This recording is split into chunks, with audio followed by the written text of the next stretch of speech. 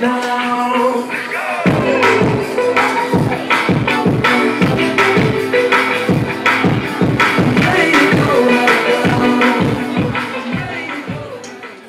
What's going on, Mello Mondays? What's going on, Mello Mondays? I know there's way too many Mongolian motherfuckers being drunk tonight for y'all not to be wilding out. Alright, so check this out. Before I get into my piece, I am starting my own poetry night. It's going to be Thursday, July 30th is the grand opening. If you're not on Facebook, if you're not my friend on Facebook, then become my friend. And I've been waiting to say this. I'm on Twitter now, so follow me. It's Poetic Vibez, you know what I mean? But yeah, definitely come out. It's gonna be a wonderful night. I hope to see everybody out here. You know what I'm saying? This is a poetry community. We're a family, so we all show love to each other. So as much as you represent Mellow Mondays, represent what's called, so we call the Sanctuary on Blue Magic Thursdays. So I hope to see y'all out there. You know what I mean? And definitely gonna have a good time. That being said,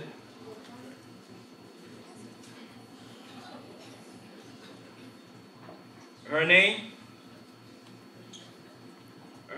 was Jasmine Sweet.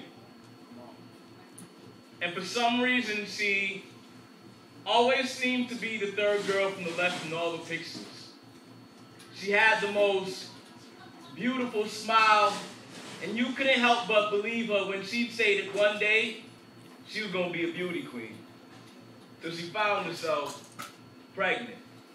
At the tender age of 17, she never dreamed of having a baby, let alone being a single mother.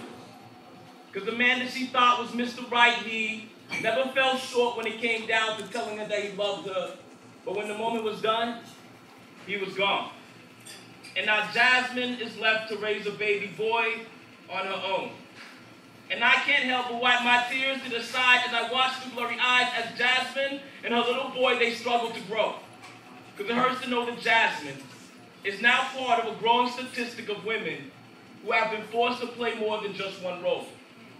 So these tears, these words, this poem is for Jasmine. And for all the women like her, this poem is for what you fight for.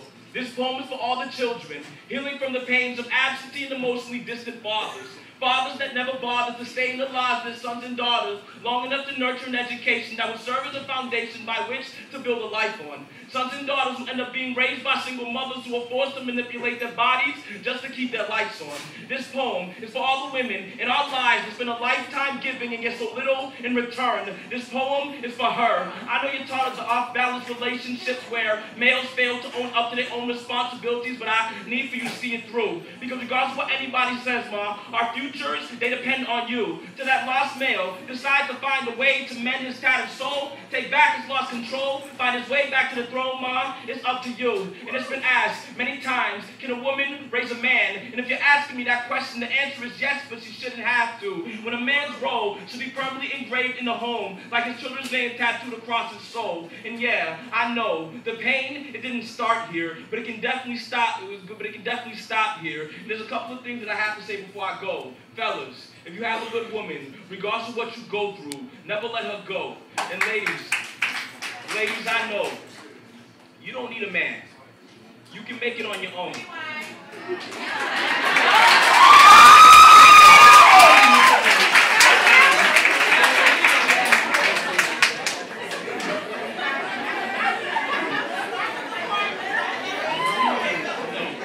And fellas, if you have a good woman, regardless of what you go through, never let her go. And ladies, I know, you don't need a man. You can make it on your own. But remember this, a body with a beautiful soul cannot stand without a backbone. And regardless of how much paint you place on them cracks, it will never come close to mending a broken home. So if you're crying, wipe your tears with this poem that I wrote to show you that someone out there cares. This poem is dedicated to all the single mothers out there.